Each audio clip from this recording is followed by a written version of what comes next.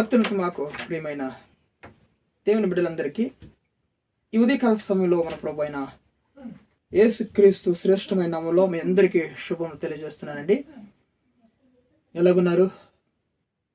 మీరు, కుటుంబాలు, పిల్లలంతా కూడా క్షేమంగా ఉన్నారు కదా? మన ప్రభు నిండి కాల సమయం అంతా కూడా మనల్ని కాచి కాపాడి ఈ దినమును మనకు బహుమానుగా ఇచ్చినాడు కాబట్టి ఆయన యొక్క పరిశుద్ధ నామానికి మహిమ కలుగును గాక. ఉదయకాల సమయంలో మనము వాగ్దానం కోసం ఎదురు చూస్తున్నాం కదా. పరిశుద్ధ గ్రంథాలు తెరిచినట్లయితే మత్తయి సువార్త 6వ అధ్యాయము 33వ వచనం. మత్తయి సువార్త 6వ అధ్యాయము 33వ వచనం. కాబట్టి మీరు ఆయన రాజ్యమును నీతిని మొదట వెతుకడి, అప్పుడు అవన్నీ మీకు అనుగ్రహింపబడును. Praise the lord. దేవుని నామానికి మహిమ కలుగును గాక. ఈరోజు మన యొక్క ఆలోచనలో మనకు చింత ఏంటంటే, కుటుంబంలో అది లేదే, ఇది లేదే, డబ్బులు లేవే, రేషన్ లేదే, ఏదో ఒకటి ఈ విధంగా మనము ఆలోచన చేస్తూ ఉంటాం అన్నమాట. పిల్లల చదువులకు డబ్బు లేదు, ఏం చేయాలి? సొంత గృహం లేదు, అందరికి బైకులు ఉన్నాయి, మాకు బైక్ లేదు. కారులు ఉన్నాయి, అందరికి మాకు కారు లేదు. కుటుంబంలో ఎందుకు ఇలాగ అవుతుందని దీని గురించి మనం ఆలోచన చేస్తూ ఉంటాం కదా. ఎందుకంటే మనము శారీరకంగా మనకి అవన్నీ కూడా అవసరమై ఉంటున్నది కాబట్టి మనం వాటిని గురించి చింతిస్తూ ఉంటాం. కానీ దేవుని వాక్యము ఏం చెప్తుందంటే, మొదట మీరు నా రాజ్యమును నీతిని మొదట వెతకండి, అప్పుడు అవన్నీ కూడా మీకు అనుగ్రహించబడును. పరలోకపు తండ్రికి మనకి ఏం కావాలనో, మనకి ఏం అవసరమైనదో పరలోకపు తండ్రికి ముందుగా తెలుసంట. ఈరోజు నీకు ఏం అవసరమో, నీ పిల్లలకి ఏం అవసరమో, నీ కుటుంబంలో ఏం అవసరాలు కలిగి ఉన్నావు నువ్వు అని పరలోకపు తండ్రికి ముందుగా తెలుసు. కాబట్టి నాకు అవన్నీ తెలుసు, మీరు మొదట నా రాజ్యమును నీతిని మొదట వెతకండి, అప్పుడు మీకు అన్నీ అనుగ్రహించబడతాయి, సమకూర్చబడతాయి. దేవుని నామానికి మహిమ కలుగును గాక. చూడండి, రోమిలకు రాసిన పత్రిక 8:28 ఏమని చెప్తుందంటే, లేఖనాలు దేవుని ప్రేమించే వారికి అనగా ఆయన రాజ్యమును నీతిని వెతికే వారికి సమస్తమును సమకూడి జరుగుతుందంట. సమస్తం సమకూడి వచ్చేస్తుంది మనకు. అంతే. మనం ఏం చేయాలంటే, మొదట దేవుని యొక్క రాజ్యమును నీతిని వెతకాలి. ఏంటయ్యా దేవుని యొక్క రాజ్యము అంటే, దేవుని యొక్క రాజ్యంలో ఆకదప్పులు లేవు, గొడవలు లేవు, అసమాధానం లేదు, కష్టాల కన్నీళ్ళు లేవు. ఇలాగా మనము ప్రభు గారు చెప్పినట్టు, మన పౌలు గారు చెప్పినట్లు, ప్రభునందు మీరు ఎల్లప్పుడూ ఆనందించండి, సంతోషంగా ఉండండి. మరలా చెప్పుచున్నాను, ప్రభునందు ఆనందించండి. దేవుని యొక్క రాజ్యం ఏంటంటే, మనం సంతోషంగా ఉండడమే దేవుని యొక్క రాజ్యం. ఆనందంగా కుటుంబంలో ఉండడమే. ఉద్యోగంలో కానీ, వ్యాపారంలో కానీ, ఒకరోజు వ్యాపారం అవుతుంది, ఒక్కో రోజు వ్యాపారం కాదు. ఒకరోజు ఉద్యోగంలో సమాధానంగా ఉంటే, ఒకరోజు చిన్న చిన్న ప్రాబ్లం, మిస్టేక్లు వస్తూ ఉంటాయి. అప్పుడు మనం సనుక్కోకుండా, గొడవలు పెట్టుకోకుండా ఆయన రాజ్యం వెతకడం, సమాధానంగా ఉండడమే దేవుని యొక్క రాజ్యం. హల్లెలూయా. కుటుంబంలో ఈరోజు అన్ని సమకూర్చబడతాయి, ఒకరోజు ఏమి ఉండవు. అలాంటప్పుడు మనం ఏం చేయాలి? గొడవలు పెట్టుకోడు, అసమాధానము గురైపోతూ ఉంటాం, దిగులుతో ఆందోళన చెంది ఉంటాం అన్నమాట మనం. అలా కాకుండా దేవుని రాజ్యం సమాధానంతో ఉంటుంది, సమాధానంతో నింపబడాలి. ఆనందం, దేవుని రాజ్యంలో ఆనందం ఉంటుంది. అక్కడ కీర్తనలు, దేవుని పొగడము, ఆనందించడము, అది దేవుని యొక్క రాజ్యం. ప్రతిరోజు కూడా దేవుని ఆనందించు, కొత్త కీర్తన దేవుని స్తుతించు, అది దేవుని యొక్క రాజ్యం. 2-3 కూడి దేవుని గణపరుస్తూ ఉండాలి. మనం గొప్ప దేవుణ్ణి స్తుతిస్తూ ఉండాలి, ఆరాధిస్తూ ఉండాలి. సమస్తం అనుగ్రహించిన మహా గొప్ప దేవుణ్ణి, ఆ మహా గొప్ప దేవుణ్ణి మనం ఆరాధిస్తూ స్తుతిస్తూ దేవుని గణపరచడమే, గొప్ప చేయడమే దేవుణ్ణి, ఆయన చేసిన మేలుని బట్టి ఆయన్ని గొప్ప చేయడమే దేవుని యొక్క రాజ్యము. హల్లెలూయా. ఎప్పుడు దిగులు, ఆందోళన, రేపుడు గురించి చింతించడము, ఏం జరుగుతుందో ఏమో, రేపు ఏం తినాలి, ఏం కట్టుకోవాలి, ఎలాగా అని ఇదే మనకి చింత మనకి ఎక్కువగా ఉంటుంది అనమాట ఈ భూలోకంలో. కానీ పరలోకంలో దేవుని యొక్క రాజ్యం ఆనందంతో నింపబడి ఉన్నది, సంతోషంతో నింపబడి ఉన్నది. ఆకలి కాదు, తప్పులు లేవు, పిల్లల పేరంటాలు లేవు ఆయన రాజ్యంలో. అది మొదట నీకు ఆయన రాజ్యం ఎత్తుకు. అయ్యో రేపు పిల్లలు పెళ్లి చేయాలి, ఏం చేయాలన్నా అని ఆలోచన చేస్తూ ఉంటాం. ఎవరి కాడికి వెళ్ళాలన్నా, ఎవరి కాళ్ళని పట్టుకోవాలన్నా అని మనం ఆలోచన చేస్తూ ఉంటాం కదా. మొదట ఆయన రాజ్యం వెతుకు. పిల్లలకి పెళ్లి సమయం వచ్చానికి దేవుడు పిల్లలకి పెళ్లి చేయడానికి మనకి సామర్థ్యం కలుగు చేస్తాడు దేవుడు. నీకు ఉద్యోగం వచ్చే సమయానికి ఆ ఉద్యోగాన్ని ఖచ్చితంగా దేవుడు నీకు అనుగ్రహిస్తాడు. నీకు గర్భఫలం ఆ వచ్చే సమయానికి దేవుడు గర్భఫలం ఇవ్వడానికి దేవుడు కృప చూపిస్తాడు. దేనిని గురించి చింతించొద్దు, ఆయన రాజ్యమును వెతుకు. ఆయన రాజ్యంలో ఇలాంటి ఆలోచనలు ఏమి ఉండవు.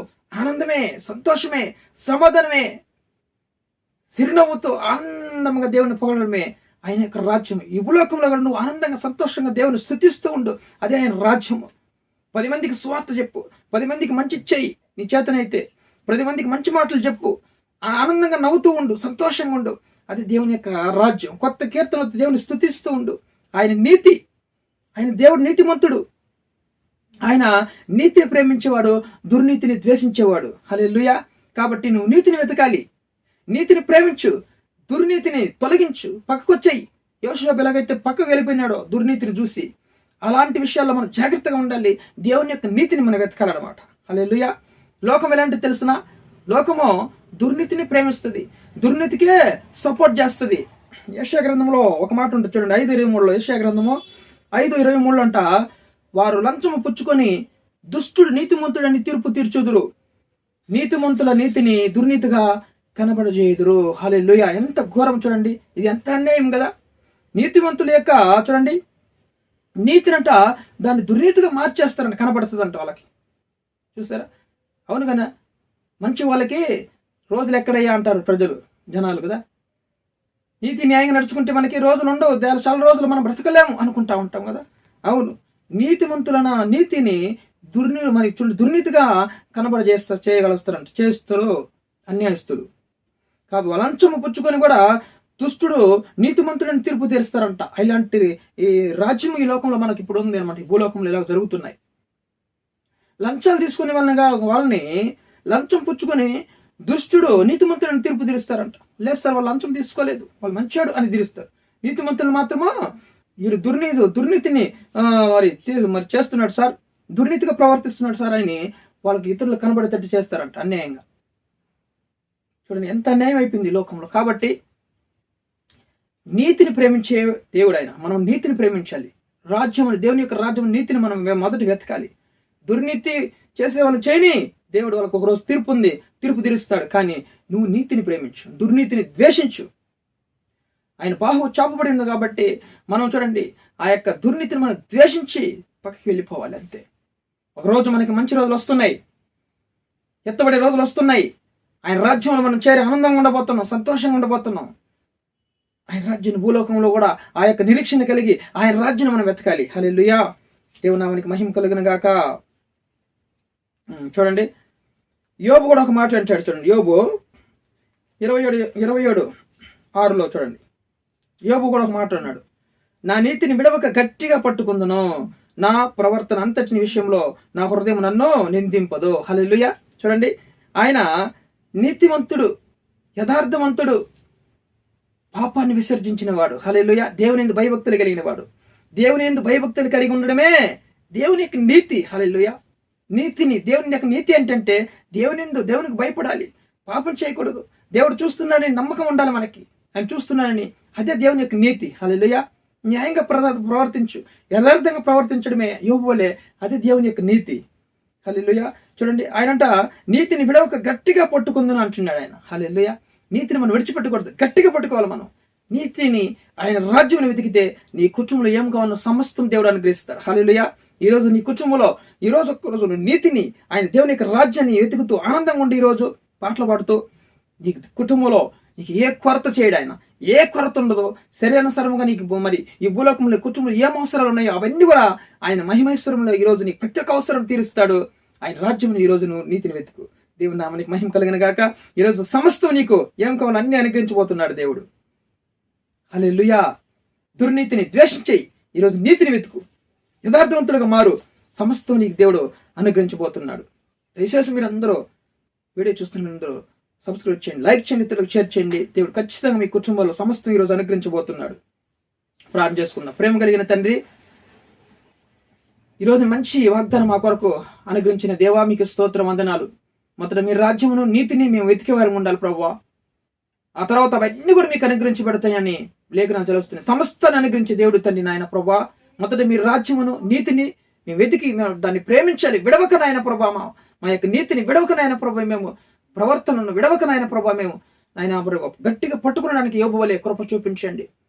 అన్యాయస్తులను ఆయన ప్రభా నీతివంతుల్ని అయ్యా దుర్నీతిగా మారుస్తున్నారు, కనబడేలా చేస్తారని లేఖనం వచ్చిన యెషయా గ్రంథంలో.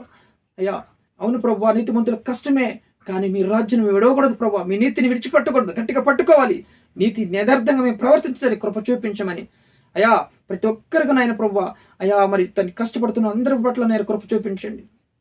ఉద్యోగం లేని వారికి మంచి ఉద్యోగం తెచ్చే ప్రభావ, వివాహం కాని వారికి మంచి వివాహం సమకూర్చండి, అనారోగ్యంతో ఉన్న అందరిని బట్టి స్వస్థపరచండి, గర్భం వారికి గర్భం తెచ్చేయండి, ఇప్పుడే కృప చూపించండి ప్రతి ఒక్కరి పట్ల నాయన. వాళ్ళ గర్భాలు తెరవడలేస్తున్నాం, రోగులందరినీ బట్టి స్వస్థపరచమని ప్రార్థిస్తూ సమస్త ఘనత మహిమ ప్రభావం మీకు తెలుస్తూ యేసు క్రీస్తు నామముల యొక్క ప్రార్థన అడిగి వేడుకొని పొందిన పరలోకపు తండ్రి, ఆమేన్.